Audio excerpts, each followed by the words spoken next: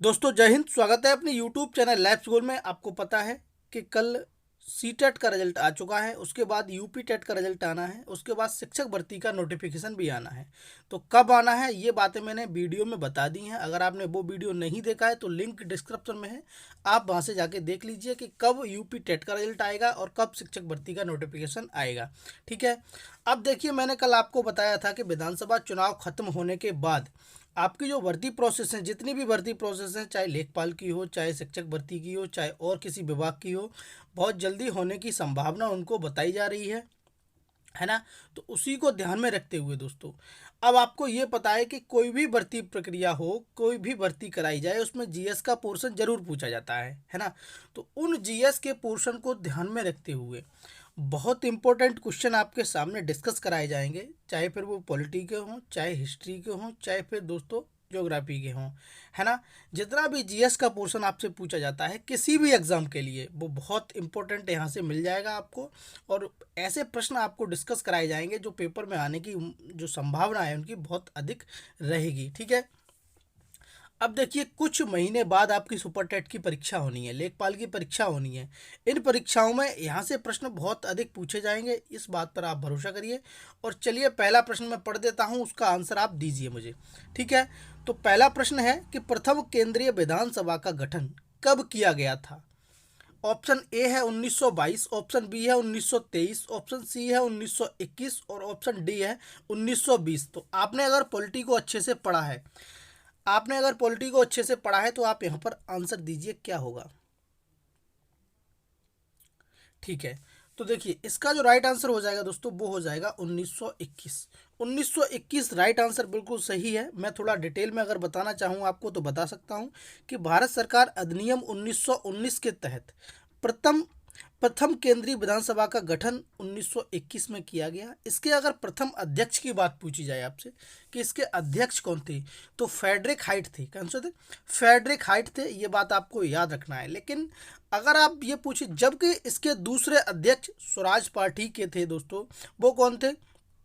तो वो थे विठल भाई पटेल, है ना। तो ये बातें आप याद रखिए। देखिए, हमेशा एक क्वेश्चन से दो या तीन क्वेश्चन बनाने की कोशिश करा करिए। ठीक है। तो समझ गए होंगे कि केंद्रीय विधानसभा का गठन कब हुआ, 1921 में। इसके अध्यक्ष कौन थे?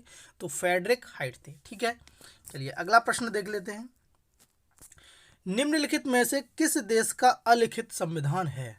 ये ऑप्शन ए है यूएसए, अमेरिका वाला, दूसरा है यूके, तीसरा है पाकिस्तान और चौथा है भारत। तो बताइए अलिखित। तो देखिए, ऑप्शन को काटिए। अपने भारत का तो लिखित है, तो इसको तो कर बिल्कुल कर दीजिए। यूएसए का भी लिखित है। अब दो रह गए, यूके और पाकिस्तान। तो देखिए दोस्तों, पाकिस्तान का भी लिखित है और आपका जो अलिखित संविधान है वो आपका है यूके, है ना, यूके ब्रिटिश। तो इस बात को आप बहुत अच्छे से ध्यान में रखिए कि अलिखित संविधान की अगर बात करी जाए तो वो है यूके का। ठीक।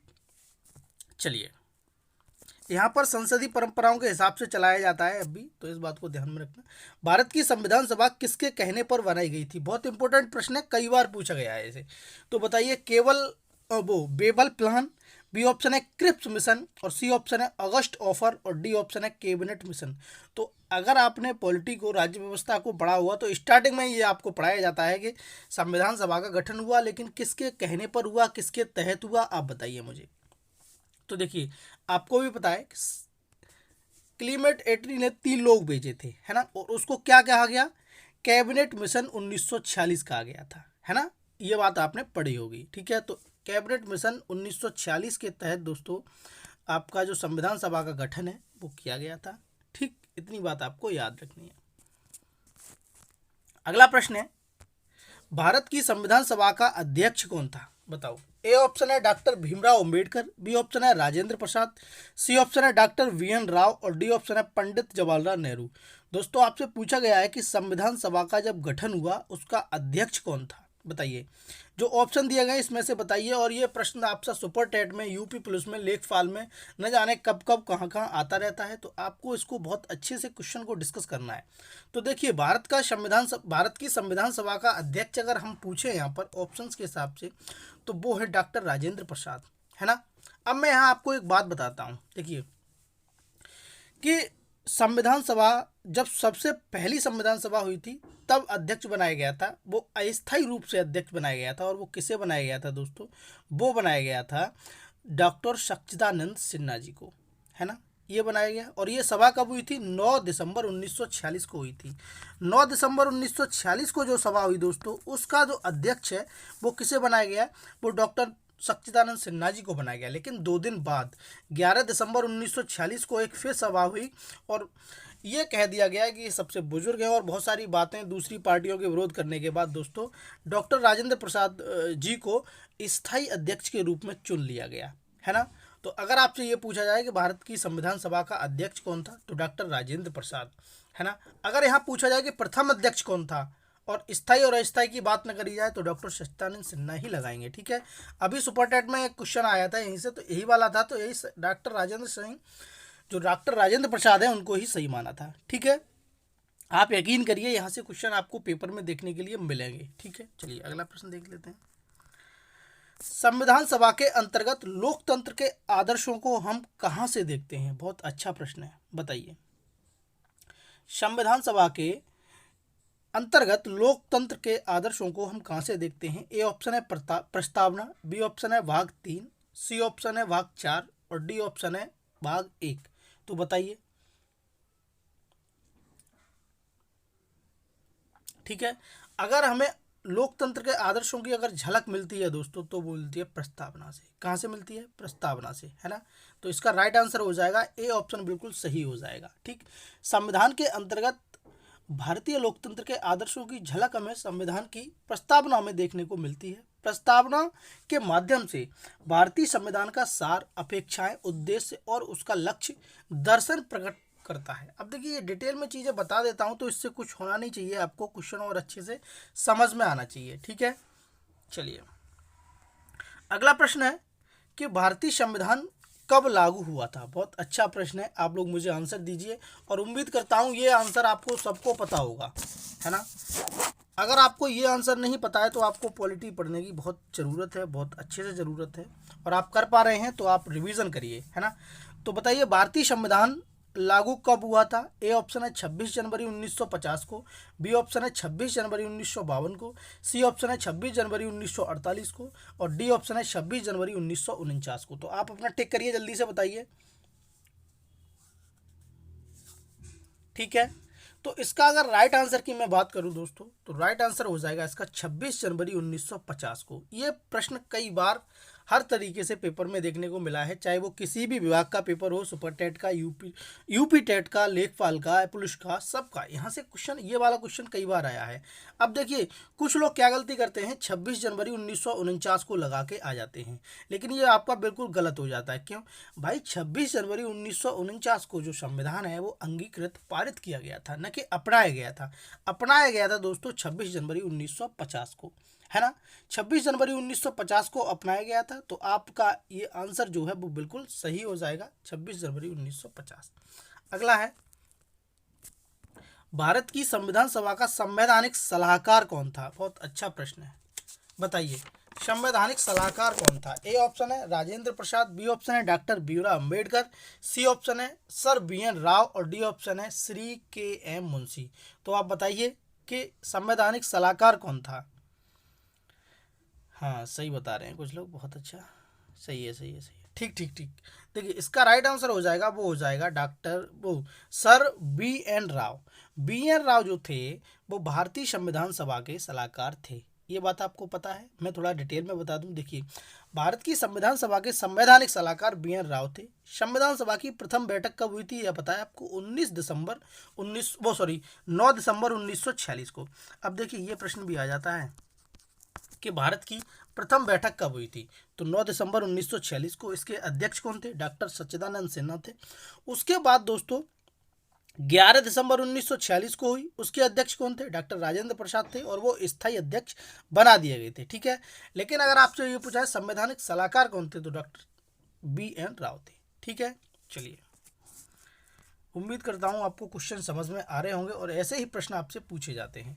निम्नलिखित में से कौन सा संशोधन अधिनियम मिनी संविधान कहा जाता है? बहुत अच्छा प्रश्न है, इंपॉर्टेंट लगा लेना, मोस्ट इंपॉर्टेंट। बताइए कौन सा कहा जाता है, आप मुझे बताइए जल्दी से, उसके बाद मैं आंसर आपको बताता हूँ, ठीक है। तो देखिए, सातवां संविधान संशोधन 1956 या 24वां संविधान संशोधन 1971 या 42वां संविधान संशोधन 1976 या 44वां संविधान संशोधन 1978। तो मिनी कॉन्स्टिट्यूशन यानी कि मिनी संविधान किसे कहा जाता है, छोटा संविधान किसे कहा जाता है, तो मैं कुछ बताऊंगा आपको।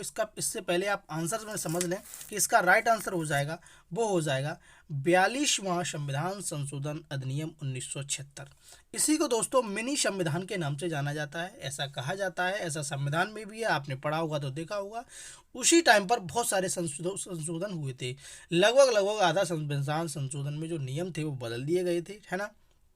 तो इस बात से आप अंदाज़ा लगा सकते हैं कि मिनी संविधान के नाम से अगर आपसे पूछ लिया जाए कि भारत के मिनी संविधान के नाम से किसे जाना जाता है या किसे कहा जाता है, तो 42वें संविधान संशोधन अधिनियम 1976 को कहा जाता है। अब देखिए यहाँ पर इस संविधान संशोधन के तहत प्रस्तावना के साथ साथ संविधान के कई अनुच्छेद में संशोधन किया गया था, ये बात आपको पता है, तो इसका राइट आंसर हो जाएगा 1976, 42वां संविधान। अगला प्रश्न है कि भारत में एकल नागरिकता की अवधारणा अपनाई गई है। बताइए साहब, भारत में एकल नागरिकता की अवधारणा अपनाई गई है। ए ऑप्शन है इंग्लैंड से, बी ऑप्शन है यूएसए से, सी ऑप्शन है कनाडा से और डी ऑप्शन है फ्रांस से। तो आप मुझे इसका आंसर दीजिए और एकल नागरिकता क्या होती है ये बात अब मैं आपको बता दूंगा थोड़ी सी, ठीक है। चलिए, तो इसका राइट आंसर क्या है, तो देखिए इसका जो राइट आंसर है, भारत में एकल नागरिकता की अवधारणा अपनाई गई है, वो अपनाई गई है दोस्तों आपकी इंग्लैंड से। कहाँ से? इंग्लैंड से, है ना। अब एकल नागरिकता क्या होती है, देखिए कोई व्यक्ति है ना, कोई व्यक्ति है दोस्तों, जैसे आप हैं, मान लीजिए अगर आप दूसरे देशों में रह रहे हैं जहाँ दोहरी नागरिकता का प्रचलन है, वहाँ क्या होगा आपका, वहाँ आपको दोस्तों राज्य की भी नागरिकता लेनी पड़ेगी, यानी कि स्टेट की भी लेनी पड़ेगी और दोस्तों केंद्र की भी लेनी पड़ेगी। लेकिन अपने यहाँ क्या है, अपने यहाँ एकल नागरिकता का प्रावधान है, यहाँ पर केंद्र की नागरिकता से ही पूरे देश की नागरिकता मानी जाती है, ठीक है। तो अपने यहाँ भारत में एकल नागरिकता का प्रावधान है और ये कहाँ से लिया गया है, ये दोस्तों इंग्लैंड से लिया गया है, ठीक है। आप मेरी बात को समझ गए होंगे। चलिए, विश्व में सबसे बड़ा संविधान किस देश का है? बहुत अच्छा प्रश्न है। विश्व में सबसे बड़ा संविधान किस देश का है, आप मुझे बताइए कि किस देश का है। ए ऑप्शन है भारत, बी ऑप्शन है अमेरिका, सी ऑप्शन है ब्रिटेन और डी ऑप्शन है फ्रांस। तो आप अपना टिक कर लीजिए जल्दी से, क्या होगा। तो विश्व में सबसे बड़ा संविधान अगर बात करें हम, तो दोस्तों अपने देश भारत का है ना। भारत का दोस्तों विश्व में सबसे बड़ा संविधान है। इसमें लगभग 395 अनुच्छेद हैं। कितने हैं? 395 अनुच्छेद हैं और पहले 8 अनुसूचियां थीं, लेकिन 12 अनुसूचियां हो गई हैं अब। और दोस्तों लगभग 22 भाग हैं। कितने भाग हैं? 22 भाग हैं। तो इस बात को आपको याद रखना है, विश्व में सबसे बड़ा लिखित संविधान जो है वो किसका है? वो है दोस्तों भारत का, ठीक है। अब देखिए, कुछ लोग कह रहे होंगे कि हमने तो 462 को भी भागों को पढ़ा है, भागों 25 को भी पढ़ा है, तो उसमें क्या है कि जैसे 4 का का है, 19 का खा है, ऐसे करके अनुच्छेद बढ़ते जाते हैं। तो आप अगर आंसर 395 आता है तो वही सही है। एक प्रश्न मैं आपको यहाँ से और बता देता हूँ, जो क्वेश्चन हमेशा पूछा जाता है आपको कंफ्यूज करने के लिए। आपसे पूछा जाएगा कि मूल संविधान में कितनी अनुसूचियां थीं। तो देखिए, मूल संविधान में अगर अनुसूचियां पूछें तो वो ऑप्शन सबसे पहले आपको 12 दिया जाएगा, लेकिन आप बिल्कुल गलत करके आ जाएंगे, तुरंत ही 12 टिक कर देंगे, लेकिन ऐसा नहीं करना है। मूल संविधान में आपकी अनुसूचियां जो थी वो 8 अनुसूचियां थी, है ना। तो ये बात आपको याद रखनी है। बहुत छोटी सी बात है, लेकिन कुछ लोग कभी कभी गलत कर देते हैं। अगला प्रश्न आपके लिए है और इसका आपको आंसर देना है कि इसका आंसर क्या होगा, ठीक है।